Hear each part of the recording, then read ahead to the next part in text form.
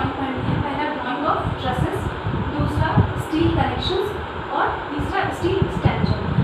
Drawing of trusses, trusses के बारे में आप जानते होंगे, आपने इसके पहले पढ़ा होगा ट्रसेस के बारे में। तो जो आपके ट्रसेस होते हैं और आपने देखा भी होगा आपकी लेबोरेटरीज, वर्कशॉप, आपने जो सीलिंग वाले प्लेस पे, छत वाली जगह पे आपने ट्रस देखा होगा जो एज अ रूफ वर्क करती है। और दूसरा है स्टील कनेक्शन। स्टील कनेक्शन क्या होता है? जब किसी स्टील को किसी स्टील के साथ जोड़ा जाता है तो इस कनेक्शन को क्या कहते हैं? स्टील कनेक्शन कहते हैं।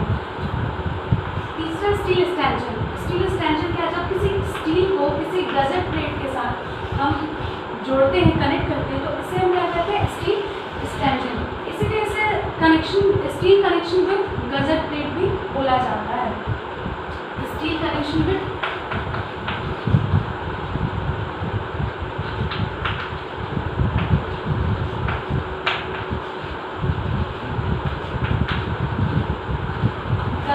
भी बोला जाता है।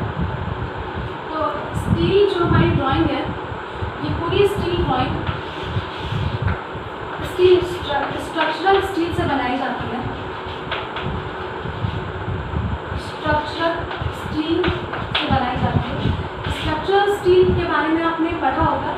स्ट्रक्चरल स्टील वो होती है जो आपकी मतलब इस फॉर्म में आती है: channel section, angle section, I section, U section, T section.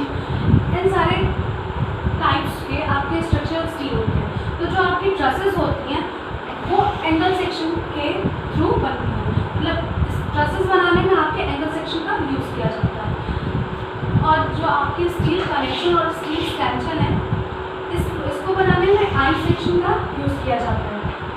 तो बेसिकली स्टील ड्राइंग बनाने में या स्टील ड्राइंग के जो भी स्ट्रक्चर है उनको बनाने में केवल एंगल सेक्शन और आई सेक्शन का यूज़ किया जाता है। अब हम अपनी पहली ड्राइंग पे चलते हैं, ड्राइंग ऑफ ट्रसेस।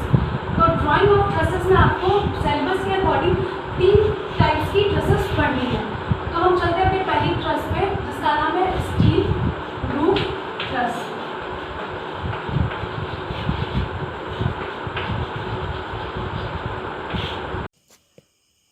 तो हमारे पास स्टील रूफ ट्रस की एक ड्राइंग है जिसे मैं समझाती हूँ कैसे बनाना है इसको। तो सबसे पहले हमें स्टील रूफ ट्रस बनाने के लिए यहाँ स्पान दिया हुआ है, 6 मीटर का स्पान है। तो कोई भी हम ड्राइंग बनाते हैं तो सबसे पहले क्या करते हैं, उसकी स्केलिंग कर लेते हैं, क्योंकि हम अपनी ड्राइंग शीट में बनाना और 6 मीटर तो हम दिखा नहीं सकते। तो हमने यहाँ पे स्केल लिया है 1:25 का।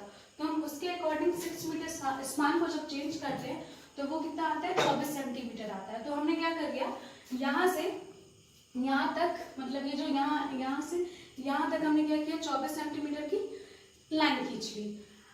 ये क्या आपका एंगल पार्ट है। जब कोई एंगल होता है, जैसे आपने देखा होगा एंगल हमारा इस तरीके का होता है, और जब हम इसको सामने से देखते हैं, जैसे ये L1 है, ये L2 है और ये T है, तो जब हम इसको सामने से देखते हैं तो हमें सिर्फ L1 वाला पोजीशन और ये T वाला पोजीशन दिखाई देता है, जैसे इस तरीके का। ये L1 होता है और ये T होता है। तो इसलिए मैंने इसको इस तरह बनाया है। आप भी इसको 75 mm को स्केल पे चेंज कर लेंगे और ये थिकनेस प्रोवाइड कर देंगे। तो 75 mm को स्केल पे चेंज करेंगे तो वो 3 mm आएगा। तो आप अपने हिसाब से इसको 3 mm और ये 1 mm की एक लाइन ड्रॉ कर देंगे। फिर हम क्या करते हैं, ये जो हमें आप ये 2 कैंची देख रहे होंगे, ट्रसेस 2 यहाँ कैंची देख रहे होंगे, क्या करते हैं, इन्हें हम 3 इक्वल पार्ट्स में डिवाइड कर लेते हैं। मैंने यहाँ लिखा हुआ है 1/3 ऑफ स्पान। तो अगर 24 सेंटीमीटर है, इसको 3 से डिवाइड करेंगे तो ये आएगा 8 सेंटीमीटर। तो वैसे क्या करते हैं, 8-8 सेंटीमीटर में डिवाइड कर लेते हैं। फिर आ गया कि ये जो एंगल होता है, ये एंगल आप 30 डिग्री से 45 डिग्री, मतलब 30 डिग्री से 45 डिग्री, आपको जो सुटेबल लगे आप उसको ले सकते हैं। या फिर इसका एक और मेथड है कि आप स्पान का 1/3 या 1/5 लेते हैं। स्पान का 1/3 या स्पान का 1/5 इसकी हाइट, या इसके सेंटर पॉइंट से इसकी हाइट स्पान का 1/3 या 1/5 इसका हाइट ले लेते हैं। फिर क्या करते हैं, यहाँ से 2 mm का स्पेस छोड़ते हैं, वहां से प्रिंसिपल रैफ्टर के लिए लाइन ड्रॉ कर देते हैं। यहाँ मैं प्रिंसिपल रैफ्टर के लिए 15 to 15 to 6 mm, तो उस हिसाब से उसको बना लेते हैं। देखिए मैंने दोनों तरफ से इसको बना लिया है। फिर हम क्या करते हैं, हमें यहाँ अंदर की टाई बीम्स को ड्रॉ करना है। तो हम क्या करते हैं, यहाँ बनाने के बाद यहाँ से 5 mm की दूरी दोनों तरफ ले लेते हैं। फिर यहाँ से इस वाले पॉइंट को इसके 1/3 वाले इस पॉइंट से जोड़ देते हैं। आप देख सकते हैं। तो मैंने यहाँ पे इसका टाई बीम का जो हमारा डायमेंशन है वो 15 to 15 to 6 है, तो उस हिसाब से मैं टाई बीम का भी डायमेंशन यहाँ पे बना लेती हूँ। ये वाला जो हमारा टाई बीम है ये क्या है, ये इस वाले उस पे 90 डिग्री एंगल पे रिजिड होता है, मतलब 90 डिग्री एंगल पे ये वाला टाई बीम टिका होता है। तो हम इसको 90 डिग्री एंगल पे यहाँ पे क्या करते हैं, यहाँ से जोड़ लेते हैं, तो हमें ये वाला पॉइंट मिल जाता है। और यहाँ पे हम इसको बना लेते हैं इसके डायमेंशन के अकॉर्डिंग। इसी तरह हम दोनों तरफ करते हैं, लेकिन ड्राइंग बड़ी ही बनाने में बहुत टाइम लगता है और वैसे कभी पूरा एग्जाम में बनाया भी नहीं जाता है, तो ये पोर्शन अगर हम नहीं भी बनाएंगे तो वो चलेगा। तो फिर यहाँ पे क्या करते हैं, अब हम इसका कॉलम बना लेते हैं, स्टील रूफ ट्रस का कॉलम बना लेते हैं। तो इसके लिए हम क्या करते हैं, हमें ये वॉल की थिकनेस दी हुई है 300 mm, तो हम ये 300 mm आगे बढ़ा लेते हैं और इसको नीचे अपने हिसाब से इसको नीचे तक बढ़ा देते हैं। यहाँ मैंने ब्रेक भी किया हुआ, ब्रेक का साइन लगाया हुआ। तो सबसे पहले क्या करते हैं, यहाँ पे एक स्लाइडिंग प्लेट लगी होती है, फिर उसके बाद बेस प्लेट लगी होती है, और फिर इसको हम राग बोल्ट के थ्रू कनेक्ट कर देते हैं और कंक्रीट में उसको अर्दन कर देते हैं। फिर यहाँ स्टील की कॉलम हो जाती है, और जिसको हम क्या करते हैं, यहाँ गजेट प्लेट की सहायता से प्रिंसिपल राफ्टर और मेन टाई बीम से अटैच कर देते हैं। देखिए यहाँ पे मैंने कई सारे रिवेट्स, मतलब दोनों तरफ रिवेट्स लगे हैं और गजेट प्लेट के साथ इसको कनेक्ट कर दिया गया। ऐसे ही यहाँ सारे जितनी भी टाई बीम्स और मेन टाई बीम है, इनको भी हम रिवेट और गजेट प्लेट की सहायता से क्या करते हैं, अटैच कर देते हैं दोनों तरफ। ऐसे ही इन चारों जो प्रिंसिपल राफ्टर और यहाँ हमारी जो दोनों टाई बीम्स है, इनको भी हम रिवेट्स और गजेट प्लेट की सहायता से क्या करते हैं, अटैच कर देते हैं। उसके बाद ये हमारा क्या है, कॉमन राफ्टर है, जो मतलब प्रिंसिपल राफ्टर से थोड़ी दूरी पे बनाया जाता है।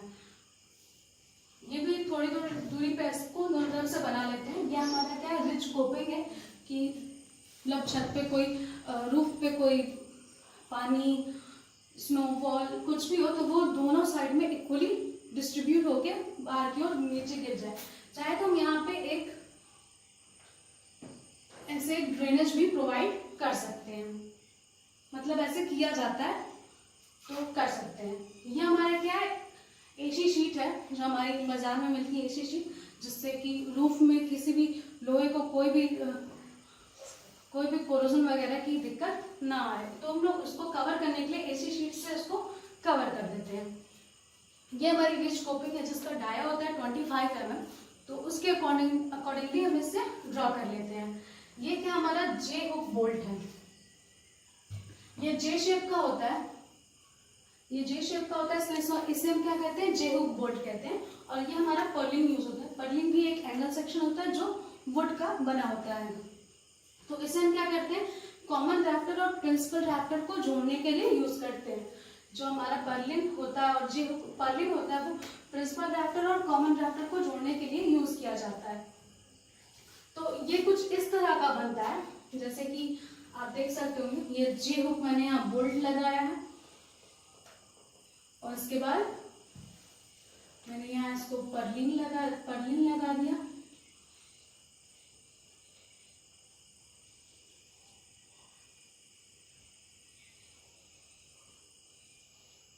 और ये मैंने रिवेट से यहाँ जोड़ दिया, यहाँ जोड़ दिया, और ये ऊपर जाके यहाँ पे बोल्ट लगा दिया। तो ये जे हुक बोल्ट इसी तरह बनता है, और ये मैंने पर्लिंग से इसको अटैच भी कर दिया। तो इसी तरह क्या करते हैं, कॉमन राफ्टर और प्रिंसिपल राफ्टर को आपस में जोड़ देते हैं, और इन सभी को क्या करते हैं, जो भी हमारा जॉइंट पॉइंट होता है, उन सबको क्या करते हैं, गजर प्लेट से जोड़ देते हैं। और जो रिवेट्स यूज करते हैं, वो उसकी जो डायमेंशन होती है वो 15 mm डाया की होती है। आई होप आपको स्टील रूफ ट्रस की ड्राइंग समझ आ गई होगी। तो वीडियो अच्छी लगे तो उसे लाइक और शेयर ज़रूर करें, और अगर आपकी कोई भी क्वेरी हो तो मुझे कमेंट सेक्शन के थ्रू ज़रूर बताएं। Thank you.